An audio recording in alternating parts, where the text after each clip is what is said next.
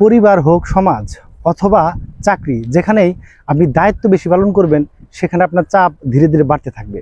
অর্থাৎ আপনি প্রতিদিনের দায়িত্ব আপনি প্রতিদিন পালন করছেন বা আপনার কর্তব্য ঠিকঠাক মতো পালন করছেন, আপনার দেয়ালে হয়তো পিঠ থেকে গেছে যে আপনার কর্মক্ষমতা সর্বোচ্চ এটুকুই, তবুও আপনাকে চাপা হবে, আপনার আরও কর্মক্ষমতা বের করার চেষ্টা করা হবে। ব্যাপারটা এরকম যে একটি লেবুর রস তো চিপে আপনি বের করে নিয়েছেন, কিন্তু দেখা যাচ্ছে যে আপনি আরও চাপতেছেন, আরও চাপ দিলে কিন্তু তিতা বের হবে, কিন্তু তবুও চাপবেন আপনি। এবং এই চাপে নিষ্পেষিত হয় শুধু দায়িত্ববানরা, আর যারা কর্তব্য অবহেলা না করে। অন্যদিকে যারা কর্তব্য অবহেলা করে, সেটা পরিবার, সমাজ অথবা নিজের অফিসে অথবা নিজ দায়িত্বে, তো সেখানে দেখা যাচ্ছে যারা মানে ধরাছোঁয়ার বাহিরে, তারা সারা জীবনে আসলে ধরাছোঁয়ার বাহিরেই থাকে।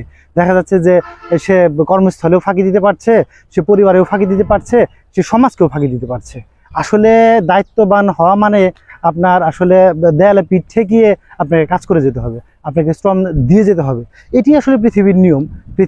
পৃথিবীর নিয়ম বলেন আর বাংলাদেশের নিয়ম বলেন, বাংলাদেশের নিয়ম তো অবশ্যই বটে, পৃথিবীর নিয়ম হয়তো বা ভিন্ন, সেটি হয়তো বা আমরা অনেকেই জানি না বা দেখার সুযোগ নেই।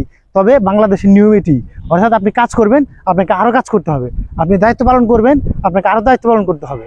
অর্থাৎ বন্টন বা সমবন্টন যে ব্যাপারগুলো বলি আমরা, সম অধিকার বা অধিকারের কথা যেগুলো বলি আমরা, এগুলো হচ্ছে নিছক কথাবার্তা, বাস্তবতায় এই রূপ দেওয়া খুব কঠিন।